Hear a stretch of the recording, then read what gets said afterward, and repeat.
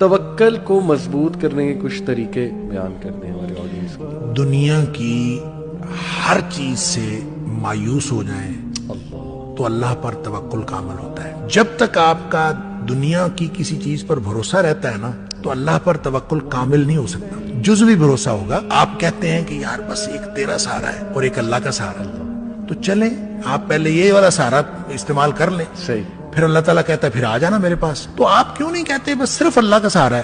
کیا یہ اسباب ہیں جی، اور ایک ہی طریقہ ہے، سارے اسباب استعمال کریں، بھروسہ مسبب الاسباب پر رکھیں۔ یہ توکل کا طریقہ ہے۔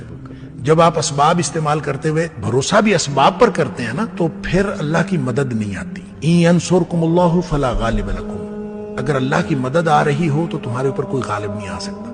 وَإِن يَخْذُلْكُمْ، اگر اللہ تمہیں چھوڑ جائے، فَمَنْ ذَا الَّذِي يَنصُرُكُم مِّن بَعْدِهِ، پھر دنیا میں کوئی مددگار نہیں ہو سکتا۔ وَعَلَى اللَّهِ فَلْيَتَوَكَّلِ الْمُؤْمِنُونَ، مومنوں کا